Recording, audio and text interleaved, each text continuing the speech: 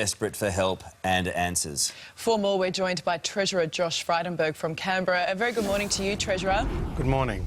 Now, this $2 billion commitment, will it be enough to help this country and its people rebuild and recover?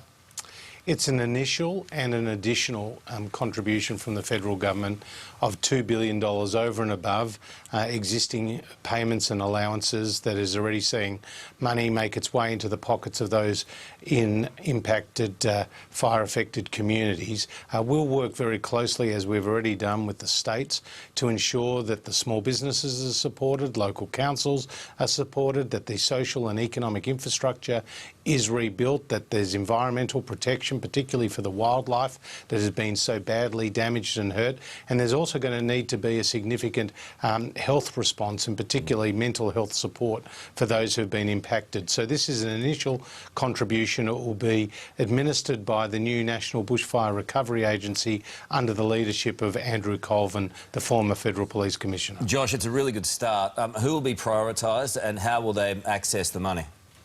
Well, the priorities will be assessed by Andrew Colvin and the Recovery Agency in conjunction with the states and the relevant Minister, David Littleproud. The Prime Minister will have more to say in coming days about getting some of that money out initially, but this is going to ensure that support gets to those communities who need it most. We need to rebuild lives and restore livelihoods, and this is what the money is meant for.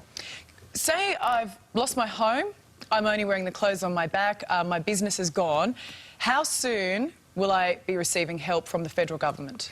Well, there's already payments that have made their way out the door. More than $25 million of payments have been made, over $100 million of commitments. There's an initial $1,000 for adults who have been affected by the fires, $400 for children. There's support for up to $15,000 for small businesses. There'll be further support for primary producers.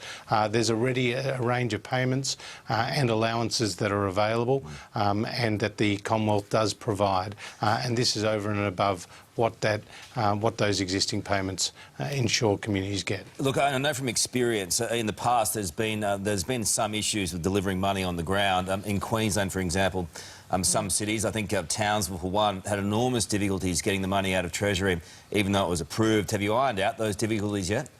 Well, actually, with the North Queensland floods, we actually set up a similar recovery agency, and we had work being done. And what that proved was that money could get out the door, particularly to those local councils who are closest to those communities and who know where those priorities are. There were delays, though, that didn't need to be. Well, we're doing everything possible to ensure that there is as little as red tape involved as possible, so that the communities get the support that they need. Our focus, Karl, unequivocally is on the human cost, not the financial cost, the human cost of this tragedy, and getting support to those families and businesses and local communities. We've also seen previously, Treasurer, insurers dragging their feet. Will you stay on top of them? Well, I'm meeting with the insurance company CEOs today, as well as with Treasury and the regulators, and we want to ensure that they get that money out the door. There's already been more than 4,000 claims, totalling some $400 million of losses, and it's critically important that those insurers are able to get that money out as quickly as possible. They've mobilised assessors, recovery specialists. They've got them already out into the field where it's safe to do so. We're working with them. We've worked with the tax office to ensure there's a 2-month automatic deferral of payment and lodgement obligations for people who are affected by their fires. So we're taking a number of steps to get the Commonwealth Government providing every single piece of support that we can. OK, you gave an ironclad guarantee of a surplus in the next financial year. And I don't think there are going to be too many people who are that upset that you're not going to see a surplus, but will that still happen? Well, the surplus, Karl, has never been an end in itself. It's always been about disciplined economic management so that we have the flexibility to respond to economic shocks. These are unprecedented fires, enormous pain and suffering for those communities who are involved. It's going to take some time to rebuild, and that's what this money that we've announced yesterday is designed to help. The government's been warned for years by experts that this was going to happen. Would this money have been better spent 2-5 years ago preparing for this day and limiting the amount of devastation we've seen?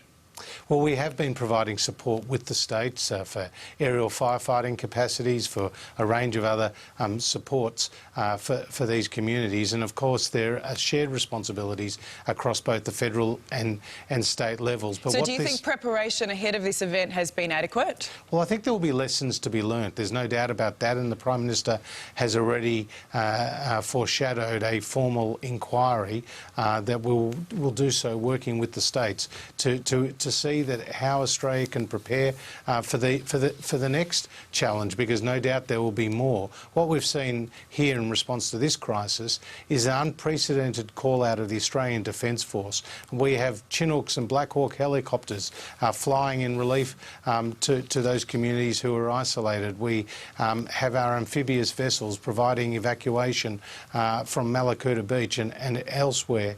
And we have boots on the ground and ships at sea, planes in the air. This has required an unprecedented effort from the Australian Defence Force, and I know all Australians can be proud of that. Josh Frydenberg, thanks for your time today. Appreciate it. Good to be with you. Okay.